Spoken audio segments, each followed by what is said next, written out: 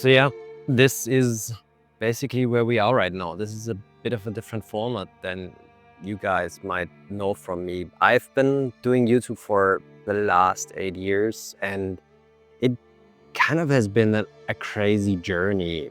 It initially started just from the idea of sharing kind of the research that I did at home to like a channel catering videos to hundreds of thousands of viewers. And one of the reasons why I got to the point where I am today is because of you, because you have been watching this over the years. You have been motivating me. I've never been someone that stuck to something for such a long time, and now doing this for 8 years feels like totally not me, but it's crazy. During the time that I have been doing all of this, of course, there were ups and downs. There were periods where nothing was working out. There were periods where everything was awesome. There was stress, there was relaxation, there was confirmation by meeting people at events, by the comments that you leave. But after 8 years now, something seriously has to change. So what happens? Well, many of you guys might know that I used to be an aerospace research engineer. I've been working in my normal job for almost the last 18 years. I used to be a stress engineer for landing gears, and something like 8 years ago, I switched departments and I started working as a research engineer in metal additive manufacturing. We've been doing titanium metal additive manufacturing and production for commercial aircrafts for 8 years now. And this was, I think, one of the most interesting jobs I could have ever imagined. The technology I was able to work with was super interesting. My colleagues are highly motivated, they're super skilled, and we achieved things I never thought would really be possible. But I also have a family. I have a wife, kids, and working, having a family, and then also running a YouTube channel isn't easy, because there are just so many hours in one day. And while this initially was fine with me, at some point it just became stressful. Not only stressful because especially the tasks that I need to do at the side just became more and more overwhelming, to be honest. So the time that I still had to do projects, to do the interesting stuff, the stuff that I love, was becoming less and less. And to some extent, I got a bit frustrated because I did not have the time anymore to work on the projects that I would have liked, because they would have used too much time. And the thing is, I tried to work on a 2-week schedule. Anyways, one of the great things is that my employer was always okay with the things that I did as a side hustle, kind of, because they knew that I had a passion for this, and because I love researching, I love educating, I love just working on interesting projects. And some of the things that I learned from my YouTube projects also directly got back into the stuff that I did at work.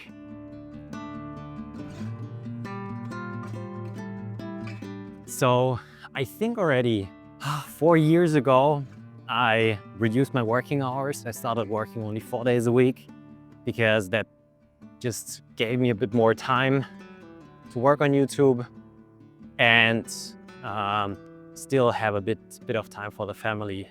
When our first daughter was born, I was even switching to only 2 days a week in my normal job. I guess my employer wasn't super happy, but with just the parental laws that we have in Germany, this was something that was made possible for me, and I highly appreciated that, because I think they also knew that if they wouldn't have let me reduce my working hours even more, I would have just quit my job. But to be honest, this still took a toll on me. I mean, my wife wasn't super happy. At some point, I also realized that having a family at home but working 6, sometimes 7 days a week isn't healthy, and it's kind of painful to be at home, but in a way not really have the time to spend with the family, and especially my daughter. To be honest, I didn't really want to leave my job because I'm not somebody who's very good at working by himself. Even if I might not be the most extroverted person, I still enjoy being around like-minded people. And the 2 days a week where I was doing that sometimes really helped me out of a big and deep, dark pit. When you're so focused on one problem, you sometimes don't really see the solutions that are so obvious, but I don't know, this is just how it was. So I was kind of torturing myself and my family with just having 2 jobs, and I wasn't happy. To be honest, I wasn't really happy. I wasn't happy in my normal job because in the 2 days that I had the feeling that I couldn't finish my projects well, because like 2 days every week isn't a ton. And on the other hand, I wasn't also really happy with my YouTube business because these 2 days I was always missing to finish a project properly. Also, maybe having more time for the family and even myself. I've been an avid climber before I started doing YouTube. But for the last 7 years, I barely even touched a rock. So this was the point where I thought, okay, if I don't want to burn out, I have to change something. And if I take a close look at my problems, I also realized that doing YouTube videos isn't the only thing that I'm doing or where I'm involved in. 3 years ago, we started a product business. We started selling headset inserts and stuff like that. And even though most of the logistical stuff is handled by a business partner, I'm still involved in quality control, selection of parts, selection of suppliers, and all of that. Initially, all of that was run out of the basement, and it currently still is. But we have outgrown ourselves, and I'm really happy about that because that gives me the possibility to diversify my income. Some probably think that running YouTube as a full-time job is kind of crazy. And in a way it is, especially if you are not diversified. I mean, AdSense revenue can be up and down. It's usually great in November and December when advertisers want to sell their stuff on Black Friday. But during summer, it can be horrible. And who knows when the next adpocalypse is gonna happen. So in a way, I try to very early in the process to diversify myself. And diversification of income means that I cannot only depend on YouTube ad revenue. I'm honestly super happy that I have all of the Patreons because this is kind of a steady income and they have been by my side for years now. And this is something that sometimes really blows my mind. And with patrons, I, of course, also mean my YouTube channel members. And they still stuck to my side, even though I'm probably not always delivering on the claims that I have on my Patreon side. Of course, there's also affiliate money. And of course, this is part of the pie, but only to kind of a very small margin. I mean, for me, the biggest thing to become kind of independent was starting selling our own products. But this also is a bunch of work that is involved in the whole process. But also in a way, it's really fun. I was always raised very conservatively, and I guess my parents would have liked to see me stay in a good and secure job for the rest of my life, especially when you're having a family. But at some point, I had to decide what I want to do because I'm not happy with either if things stay like that. And I need to take a look at the reality.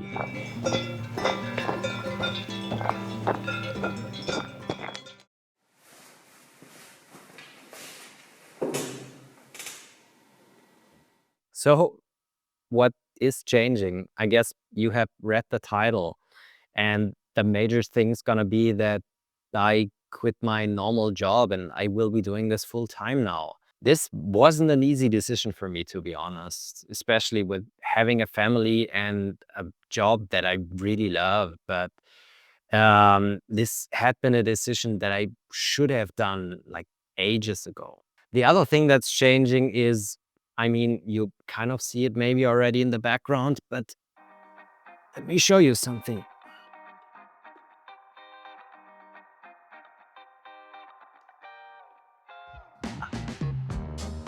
Yes. So some of you might have already seen the news on my YouTube feed and on Twitter. I'm moving into a new studio. I probably would have gotten crazy just working by myself and having nobody to talk to and kind of to toss ideas around.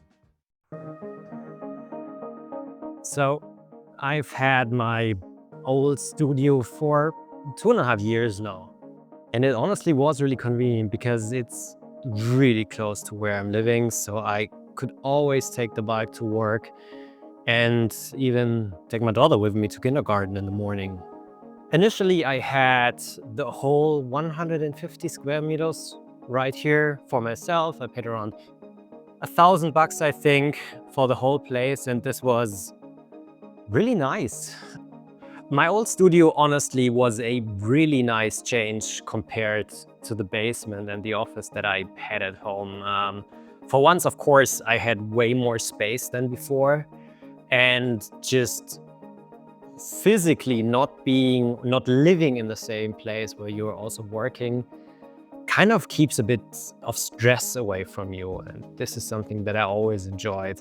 Of course, you might see that it is a bit of a mess right here, which is great because sometimes I just had a project in here, couldn't finish it until the night, left everything just as it was in here.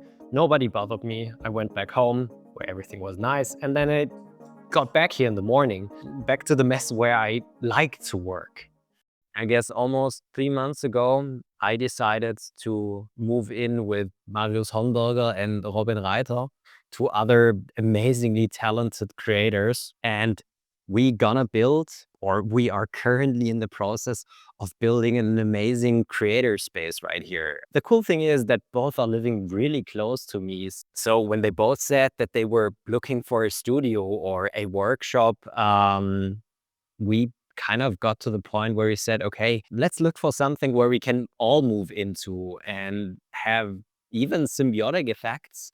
I mean, we all have different skills, but we are all creators in heart. So it was kind of obvious that this would totally make sense. And after searching around for a little bit, we have found this, and I kind of want to show you around.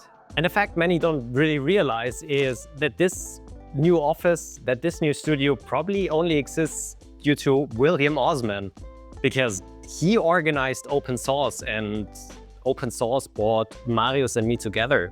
Even though I knew him, I knew his channel, I didn't realize that he was living that close.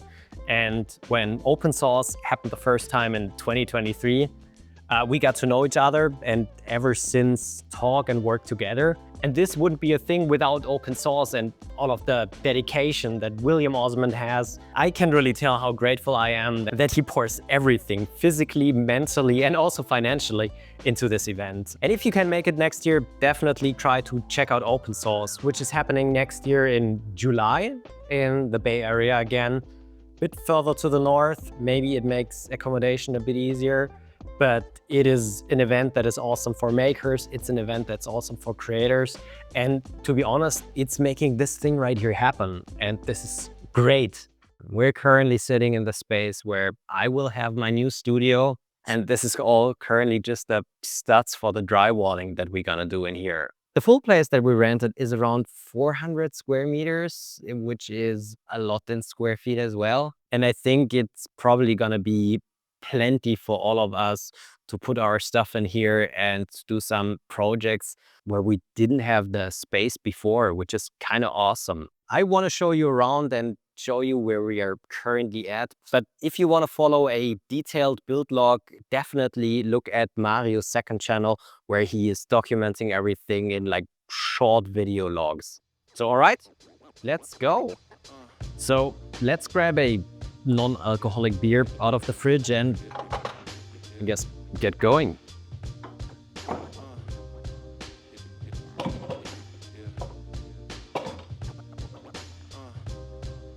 I mean, it's open. So this right here is our lounge. When we moved into here, this was all like very rundown. So we did everything in here.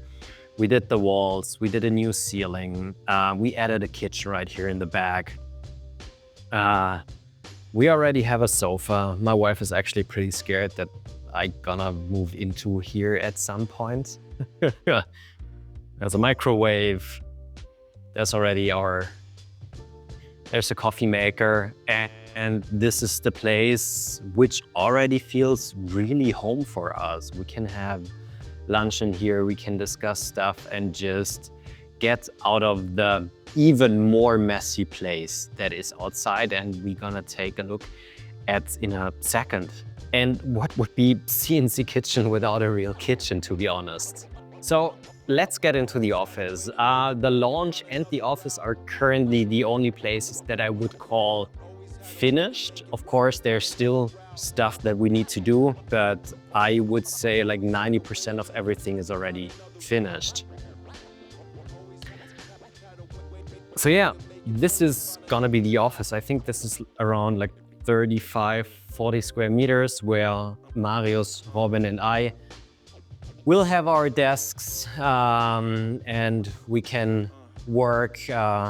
The first printers already moved in here. We added a really nice office carpet, so it's a bit cozy in here and acoustics are better. Again, we did the ceiling right here with OSB.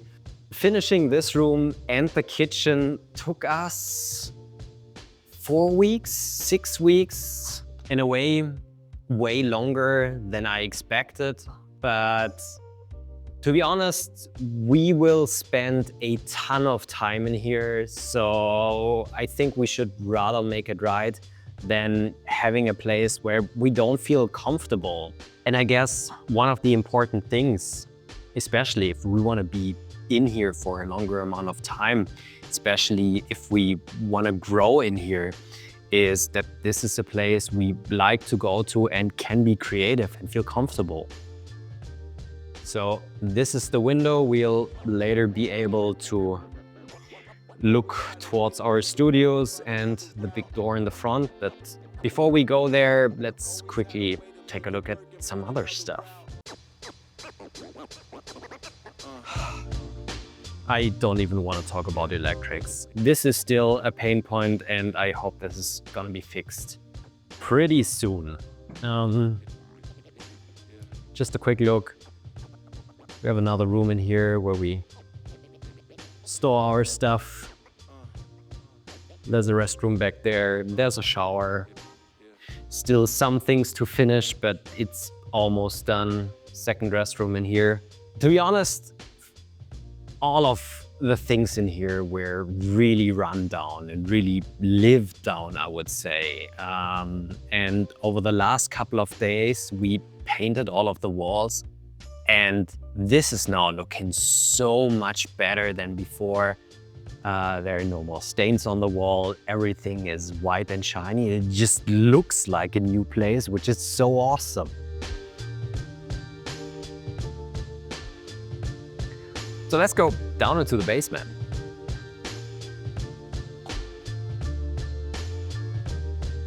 So I already said we have 400 square meters, but the 400 square meters also include this basement right here. There's another kind of big room in here. Something that I want to do right here is I want to add another small room in here where I can put my resin printers and have like a small exhaust here and out of the window, so that the stank from the resin is not something that is bothering us up in our studio and in the office. The next thing might actually even ruin us, and this is our central heating that we have at the moment. This right here is a 50-year-old oil burner. Oil burner wouldn't be too bad, to be honest, but this right here is a 200 kilowatts oil burner, which burns 6 to 20 liters of oil every hour. Completely oversized for the office space that we have right now. The landlord said that he's gonna replace that thing next year, but for this winter, we will have to put tons of oil through that thing because it's gonna be really inefficient to keep our studios and the office warm. So I hope that this is not gonna bankrupt us, but we'll see. Now I have something really cool, and this might actually turn into a project at some point, and my face looks so scary because I need a light to show you that, because it's kind of in the middle of the night. This right here is a, I think, 200-ton scale or something like that. It's a huge ton where they used to weigh apples and farming stuff over the last decades. This has been decommissioned at the moment. That thing is really interesting. It has a ton of leverage going through the floor right here. But in the end, ending up at a super teeny tiny load cell that is connected right here at the roof. And as I said, this is a simple load cell, and we should be able to just hook that to an Arduino and maybe just weigh the cars on the outside. I don't know. If you have an idea for a project, let me know. Let's get out of the heating room again and show you our storage. Yeah, there's still a ton of network wiring and things around that we still need to do, but internet is working, which is kind of nice. We even have some in the basement because we want to put 3D printers here in the back. And probably also in here. This is not only gonna be filament storage, but we gonna put some stuff in here that we maybe don't need every day. But now I think it's time to get into the studio space. So this right here is a 200 square meter space where we are currently in the process of installing 3 separate studio spaces. So in the beginning, you have already seen my space, which is the one that is currently finished the most. It is kind of similar in size to what I had in the past. I'll probably put the kitchen back in there again. I have another corner back here where I initially thought about just putting another wall in here and having my stinky room, but I decided to put that into the basement and rather add a big bench right here in the back where I can do maybe a bit of metal work, but let's see. So there are still a couple of walls missing, but we will be able to enter my place through this door right here. Right here in the front, in the middle, there's gonna be another big wall where we will get into Robin's studio, which is kind of similar in size to mine. Oh, there's something in the back. So this is also something cool. This is a universal test machine, which has been decommissioned, and a very, very nice Dutch viewer has been driving that thing all the way from the Netherlands down here to southern Germany. And once everything is finished, I want to put a new motor in there and have another bit more professional tensile testing machine with ball screws and just a way more rigid setup. Gonna be interesting. So as you can see, building is still going on. We do all of that ourselves, which might be kind of stupid, but to be honest, it's fun and you learn a ton of things if you do drywalling yourself. The last place right here is going to be Marius' studio. I think this is the biggest place. He's moving out of his basement, so he will have a ton of space for all of his machines and even more interesting projects, which is really awesome. This right here is our entry area. We have a really huge door right here in the front, which allows us to finally have an easy way to get pallets and just big machines in here. The whole space right here in the front will not be blocked by a studio. This will be common space, and we're planning on maybe putting a lathe, a mill, a drill press, and everything that might be a bit messy right here in the front. We're happy that we can be in here, and I think this is gonna be an awesome opportunity for all of us. So yeah, that's where we are now. I think a change was necessary. Otherwise, I would have burned out, and that wouldn't have been good for anyone, not for you, not for me, not for my former employer. I'm sorry for the lack of content recently. There was just too much going on in my life, including the move into the studio right here, but more on that also in a bit. But I think finally in January, I'll be moved in here. I'll have a new studio. I have 2 other really bright minds in here with me that can just help me think about new ideas and work on projects that wouldn't have been possible before. And just moving in here was only possible due to the support that you guys are giving me. Support in terms of just watching the videos, support in terms of being a Patreon, being a YouTube member, support of buying stuff from our online store, which is super helpful to keep that operation running and hopefully deliver you the content that you are also interested in. For me, this has been a crazy journey, and this still is a crazy journey. And I seriously hope that this will still last for a very long time. So if you want to follow the progress of the studio build right here, definitely follow Marius' second channel.